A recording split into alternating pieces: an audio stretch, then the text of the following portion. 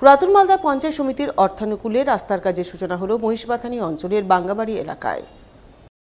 শুক্রবার নারকেল ফাটিয়ে রাস্তার কাজের আনুষ্ঠানিক সূচনা করলেন পুরাতন মালদা পঞ্চায়েত সমিতির সভাপতি রুম্পা রাজবংশী। এছাড়াও উপস্থিত ছিলেন মহিষবাথানি অঞ্চলের প্রধান নবনীতা মণ্ডল, উপপ্রধান নমিতা রাজবংশী সহ অন্যান্যরা। জানা গেছে, মহিষবাথানির বাঙ্গাবাড়ি এলাকার মূল রাস্তাটির দুপাশে পাকা থাকলেও মাঝে প্রায় 100 মিটার অংশ কাঁচা অবস্থায় ছিল। তাই গ্রামবাসীরা দীর্ঘদিন ধরে সেই কাঁচা রাস্তা পাকা করার দাবি জানিয়ে আসছিলেন। সেই দাবিকে মান্যতা দিয়ে পুরাতন মালদা পঞ্চায়েত সমিতির 15 ফিনান্স থেকে রাস্তার কাজের জন্য প্রায় 3.5 লক্ষ টাকা বরাদ্দ করে। সেই বরাদ্দকৃত অর্থে এদিন রাস্তার কাজের সূচনা করেন পুরাতন মালদা পঞ্চায়েত সমিতির সভাপতি রুম্পা রাজবংশী। আজকে এখানকার লোকের বহুদিনের দাবি দাবা ছিল, আমরা সেই মতে আজকে 15 ফিনান্স প্রায় 3.5 লাখ টাকার ব্যয়ে আজকে শুভ সূচনা করলাম। অল্প পরিসর স্থান জুড়ে রয়েছে সুস্বাস্থ্য কেন্দ্র, যার দরুন সুস্বাস্থ্য কেন্দ্রে শিশু ও গর্ভবতী মায়েদের ভ্যাকসিন করাতে নিয়ে চরম সমস্যায় পড়ছেন গ্রামবাসীরা। এমনই সমস্যার ছবি উঠে এলো মালদা রতুয়া 1 নম্বর ব্লকের রতুয়া গ্রাম পঞ্চায়েত এলাকায়। ওই গ্রাম পঞ্চায়েত এলাকায় রয়েছে রুকুন্দিপুর সুস্বাস্থ্য কেন্দ্র। বেশ কয়েকটি গ্রামের শিশু এবং গর্ভবতী মায়েরা এই সুস্বাস্থ্য কেন্দ্র থেকে চিকিৎসা পরিষেবা পেয়ে থাকেন। বিশেষ করে বিভিন্ন ধরনের ভ্যাকসিন পেয়ে থাকেন, কিন্তু ভ্যাকসিন নিতে গিয়ে গ্রামবাসীরা চরম সমস্যায় পড়ছেন।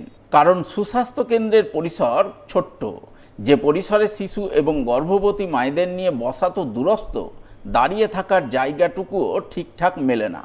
একে অপরের গায়ে গা লাগিয়ে দাঁড়িয়ে থাকতে হয়। তার উপর বৃষ্টি হলে দুর্ভোগ ভোগান্তি আরও চরমে ওঠে, কারণ বৃষ্টিতে সুস্বাস্থ্য কেন্দ্রের সামনে হাঁটু সমান জলকাদা জমে যায়। সেই জলকাদা ভেঙেই ঢুকতে হয় সুস্বাস্থ্য কেন্দ্রে। তাই গ্রামবাসীরা রুকুন্দিপুর সুস্বাস্থ্য কেন্দ্রটিকে অন্যত্র স্থানান্তরের দাবি জানাচ্ছেন। বসার তো কোনো ব্যবস্থাই নেই, জল পড়ছে, বাথরুমের অবস্থাও খুব জঘন্য। মানে বসার ব্যবস্থা হলে খুবই ভালো হয়। রাস্তাঘাটের অবস্থা খুব খারাপ। কি জায়গায় খুব ছোট নাকি ওখানে? খুবই কনজেস্টেড এরিয়া, ভেতরে একদম প্রচুর অসুবিধা। প্রচুর গ্যাঞ্জাম হয়ে আছে, বসার ক্যাপাসিটি নাই সেরকম, মানুষ অশান্তিতে আছে। রাস্তায় জল আছে, জলের কোনো পরিষ্কার নর্দমা কিছু নাই। ভেতরের কি অবস্থা? ভিতরেতেও খুব গ্যাঞ্জাম হয়ে আছে। এই জিনিসটা যদি অন্য কোথাও বা ফাঁকা জায়গা করা হতো বা জায়গা ভালো জায়গা পেতো, এই জিনিসটা ভালো হতো, মানুষের সুবিধা হতো, মানুষের যাতায়াত সুবিধা হতো। এটা গ্রামের ভিতরে হচ্ছে, গ্রামে যাওয়া আসা খুবই রাস্তা খারাপ। বৃষ্টির দিনে বন্যা লেগে আছে, মনে হয় গাড়ি পাল্টে যাচ্ছে, এরকম হয়ে আসছে।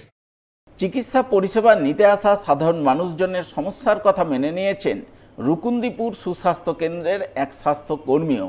তার বক্তব্য, জায়গা ছোট, সেই কারণেই এই সমস্যার কথা তিনি ব্লক স্বাস্থ্য আধিকারিককে জানিয়েছেন, কিন্তু এখনো পর্যন্ত সমস্যা প্রতিকারে কোনো উদ্যোগ গ্রহণ করা হয়নি।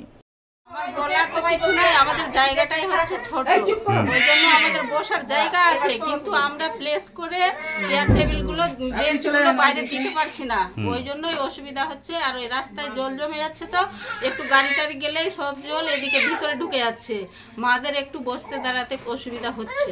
আমার 5000 পপুলেশনে কাজ করার কথা, সেখানে আমার 14,000 পপুলেশন আছে। হ্যাঁ, জানিয়েছি, আমাদের বলছে কি আর 2টা সাব সেন্টার হবে, কিন্তু এখনো কোনো ওইগুলার সুরাহা হয়নি। এই বিষয়ে রতুয়া 1 নম্বর ব্লক স্বাস্থ্য আধিকারিক রাকেশ কুমারকে ধরা হলে তিনি বলেন, এই বিষয়ে তিনি এখনো পর্যন্ত কোনো লিখিত অভিযোগ পাননি। পেলে বিষয়টি ঊর্ধ্বতন কর্তৃপক্ষের গোচরে তুলে ধরে সমস্যা সমাধানে প্রয়োজনীয় উদ্যোগ নেবেন। এরকম তো এখন আমাদের কাছে তো রিটেন কমপ্লেন তো আসেনি কি এরকম সমস্যা হচ্ছে। আর রুকুন্দিপুর সুস্বাস্থ্য কেন্দ্র তো অলরেডি গভর্নমেন্ট বিল্ডিংয়ে আছে ওখানে, তো যদি এরকম কোনো সমস্যা হচ্ছে তাহলে আমরা সব হাইয়ার অথরিটির সঙ্গে কথা বলছি, আর বিডিও সাহেবের সঙ্গে আমরা সব সম্পর্ক করে যদি হয় ওকে, যদি অন্য জায়গায় কোনো জায়গায় শিফট করা যায়।